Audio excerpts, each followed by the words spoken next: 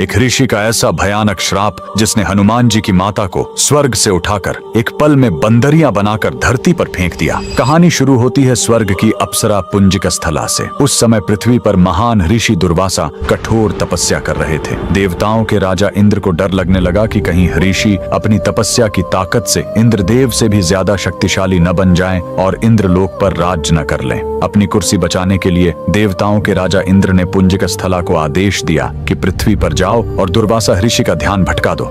इंद्र के आदेश पर वह ऋषि के आश्रम गई और उनकी तपस्या में बाधा डालने लगी। ऋषि दुर्वासा ने गुस्से में आंखें खोली और उसे श्राप दे दिया। तूने एक चंचल वानर की तरह हरकत की है, जा पृथ्वी पर तेरा चेहरा भी वानर जैसा हो जाएगा। अप्सरा ने रोते हुए ऋषि के पैर पकड़ लिए। तब ऋषि ने दया दिखाई और मुक्ति का उपाय बताया। जिस दिन तुम भगवान शिव के 11वें रुद्र अवतार को जन्म दोगी, तुम वापस अप्सरा बन जाओगी। इसी श्राप के कारण उस अप्सरा ने पृथ्वी पर वानर राज कुंजर के घर बेटी के रूप में जन्म लिया, जिनका नाम अंजना पड़ा। बरी होने पर उनका विवाह महान वानर योद्धा केसरी से हुआ, लेकिन श्राप से मुक्ति पाने के लिए उन्हें एक पुत्र की आवश्यकता थी। इसलिए माता अंजना ने हम्पी के इसी अंजनाद्रि पर्वत पर भगवान शिव की घोर तपस्या की। सालों की तपस्या से शिव जी प्रसन्न हुए और वायुदेव के माध्यम से अंजना के गर्भ में दिव्य शक्ति स्थापित की। और तब इसी पहाड़ी पर जन्म हुआ बजरंग बली का। हनुमान जी के जन्म लेते ही माता अंजना का श्राप टूट गया। आज कर्नाटक के हम्पी में स्थित यह अंजनाद्रि पर्वत इस पूरी घटना के गवाह है। 575 सीढ़ियां चढ़कर आज भी भक्त उस पवित्र जन्म स्थान के दर्शन करने आते हैं। पवन पुत्र हनुमान के लिए कमेंट्स में जय बजरंग बली जरूर